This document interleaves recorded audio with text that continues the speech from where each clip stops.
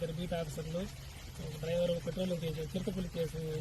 సంఘటనలో పెట్రోలింగ్ చేయించుండగా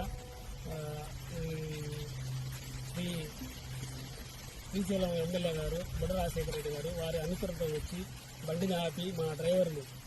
ఊళ్ళో ఉన్న డ్రైవర్లు కొట్టి మీరు ఫారెస్ట్ అధికారులు మేము చెప్పినట్టు చేయడం లేదు అని చెప్పి మా వెహికల్ వాళ్ళు స్వాధీనపరచుకొని ప్రయాణ ఎమ్మెల్యే గారే వెహికల్ నడుపుతూ మా వారిని కిడ్నాప్ చేసి మొత్తాన్ని వెంటనే ఎక్కించుకొని వాళ్ళ అనుచరులతోటి సుమారు 30 మంది అనుచరులతో కలిసి శ్రీశైలం మొత్తం కొట్టుకుంటూ రాత్రంతా సుమారు 2 గంటల వరకు కొట్టి మళ్ళీ గెస్ట్ హౌస్లో వారిని బంధించి వారి అనుచరులతో ఎమ్మెల్యే గారి సమక్షంలో కొట్టమని చెప్పి ప్రోత్సహించి నానా దుర్భాషలాడి భయభ్రాంతులు చేసి వాళ్ళ దగ్గర ఉన్న వాకి తాగులు గవర్నమెంట్ ఎక్విప్మెంట్ సెల్ ఫోన్లు పర్సులు మొత్తం లాక్కొని వాళ్ళని సుమారు 2 గంటల ప్రాంతంలో మళ్ళీ తీసుకొచ్చారు అదే ప్రదేశంలో వదిలినట్టు మా వారు చెప్పినారు. ఈ విధంగా అటవీ ఉద్యోగులు విధినిర్వహణగా ఒక